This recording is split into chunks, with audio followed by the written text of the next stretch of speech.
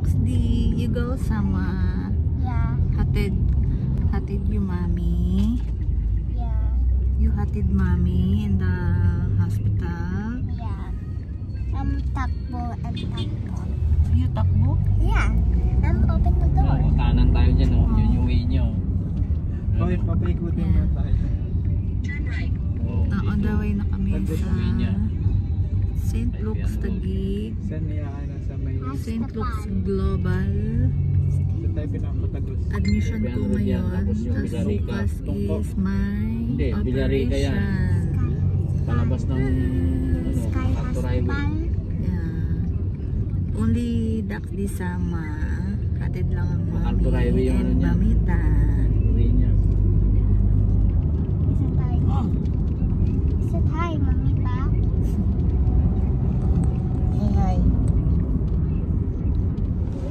So mga kabeshi, so yun, admission na ako ngayong araw.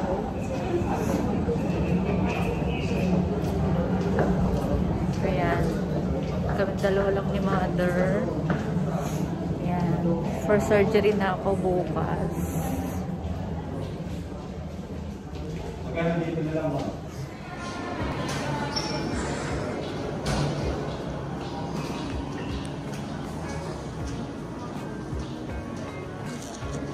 Dito na po kami. Ano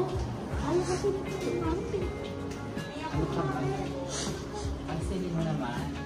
Wala naman dito sa akin.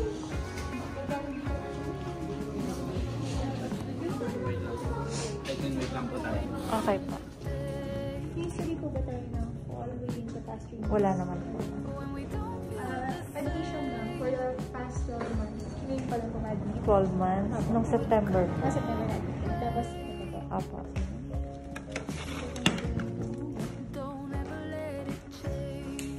Korean country na verify. Okay. Ilang lahat ng dapat ng valuable space.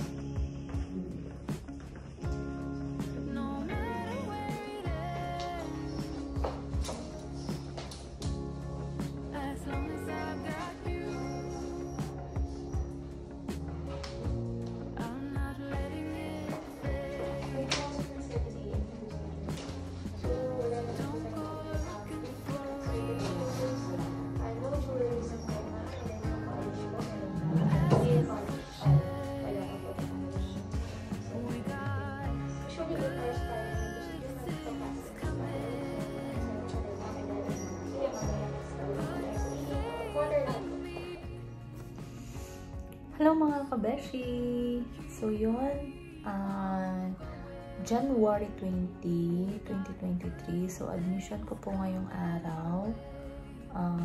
Alas 4 na po ng hapon. So kinabukasan, January 21 is my surgery. So yun mga kabeshi, after 8 months po na since na-diagnose po ako at dumaan po ako sa chemotherapy. Natapos po ang cycle 6 ng chemotherapy. Pero bale cycle 13 po ang natapos ko. Cycle 13, after po ng surgery may tatapusin pa po akong chemotherapy na cycle 7 at cycle 8. Pero 4 po na session pa rin yun kasi dahil nasa gamot ko na hinati-hati. So mga kabeshi, yun, good luck po sa atin at pray lang po na huwag po tayong matakot. Surrender po natin lahat kay Lord. Yung takot natin, yung kaba natin, yung nervyos natin, lahat i-surrender po natin yan kay Lord, na malagpasan po natin na nandyan po si Lord, na kasama po natin siya. Nakagabay po siya sa ating yun nga po, yung pamilya natin na nandyan, na naghihintay para sa ating kagalingan. Sila yung ano natin yung inspirasyon, kasi hindi sila tumitigil na ilaban ka. Laban tayo mga kabeshi, kasi nandyan silang lahat, nagpipray para sa aking kagalingan, sa atin lahat na may mga sakits.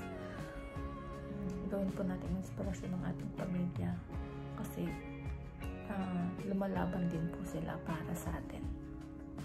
So yun mga kabeshi, pray lang, fighting lang na masurvive po natin ito at matapos po. Matutulog lang naman tayo pagkatapos pagising, diba, successful. Alam ko po na magaling din po yung mga doktor, lalo na po si Doktora Emeline Cua de los Santos, ang aking surgeon, at ang mga surgeon makakasama. Yan, gabayan na rin po sila, Panginoon. So yun, update ko na lang po ulit kayo sa susunod na procedure.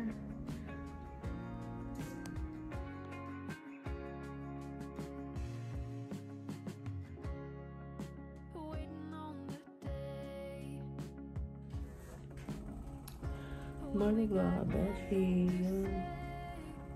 Papunta na kami ngayon. Before 5:30 AM. Punta na kami sa baba. 4 OR na. Doon pa lang ako bibigyan ng anesthesia, patutulugin bago ako pasok sa surgery room. So, good luck sa ating mga kabeshi. Good morning. On the way to OR na.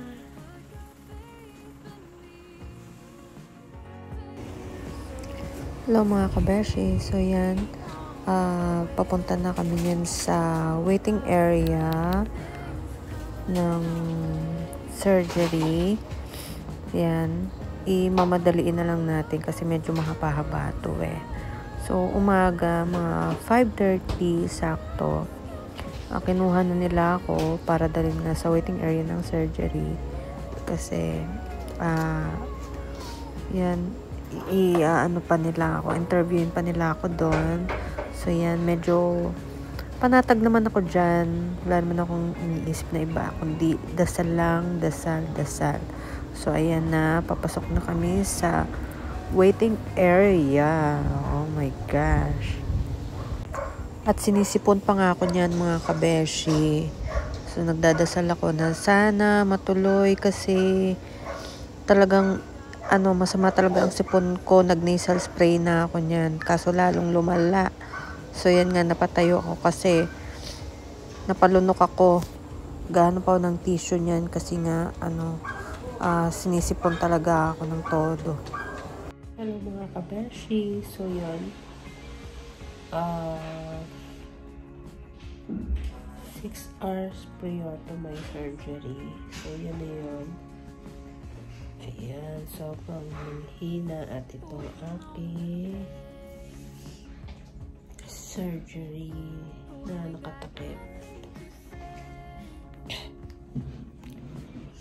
Hindi pa masyadong makagalaw kasi masakit pa yung aking dibdib mga kabesh. So, pahinga lang.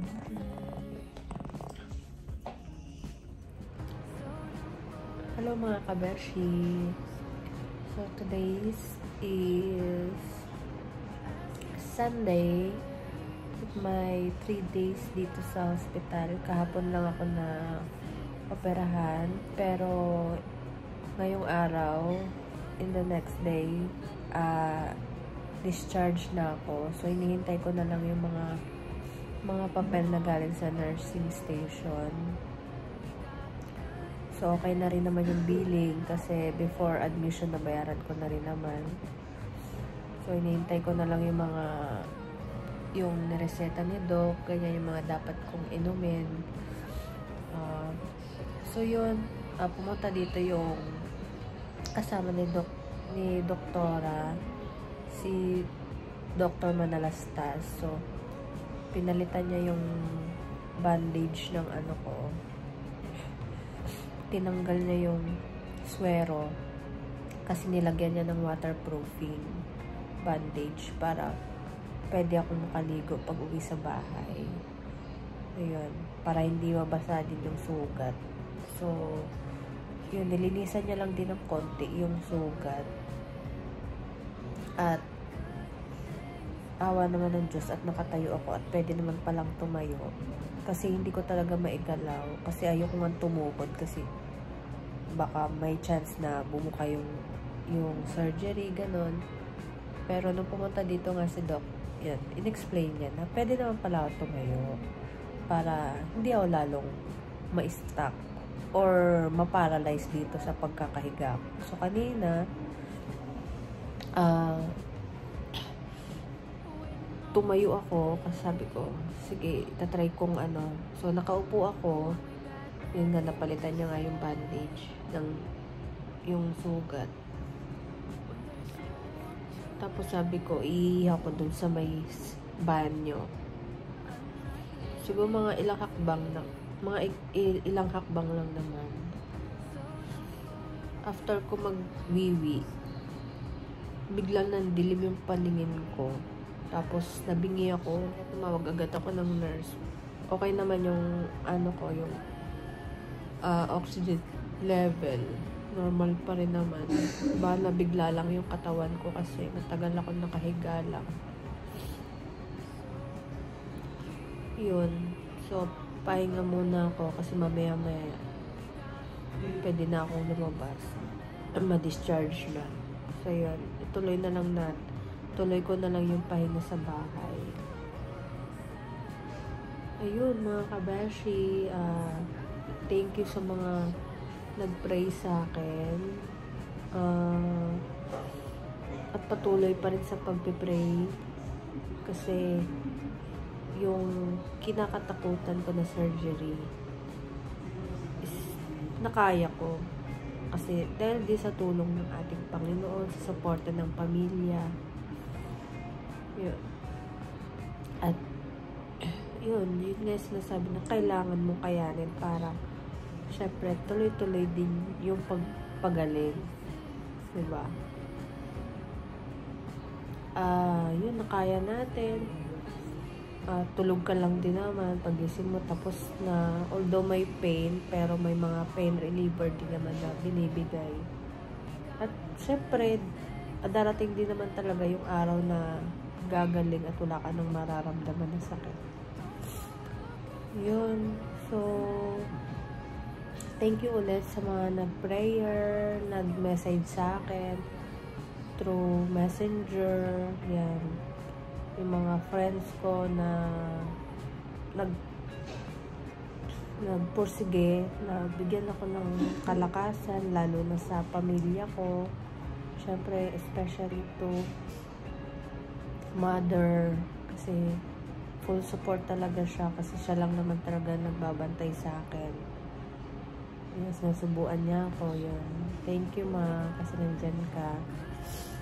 At syempre, si Papa Lord, ang ating Panginoon, na hindi tayo iniwan, nandyan siya, nakagabay niya sa atin, at patuloy niya tayo sasamahan sa lahat ng ating laban na to. So yun, mga kabeshi, update ko na lang po ulit kayo kung ako'y makakauwi na. Yun, maraming salamat at stay positive. Good vibes lang po. Huwag po tayo mawala ng pag-asa. Lahat po na to ay malalagpasan din natin. Malalagpasan ko din. So yun, thank you at mag-iingat po tayong lahat. Bye! Ayan, so 3 days, so uwian na mga kabeshi. Hindi rin naman kami pwedeng magtagal kasi other payment na naman yon. So okay lang din naman kasi kailangan ko din magpahinga din sa bahay, mas komportable. At yun, thank you din sa lahat ng mga nagdasal sa aking pagaling. Mga kabeshi, thank you so much.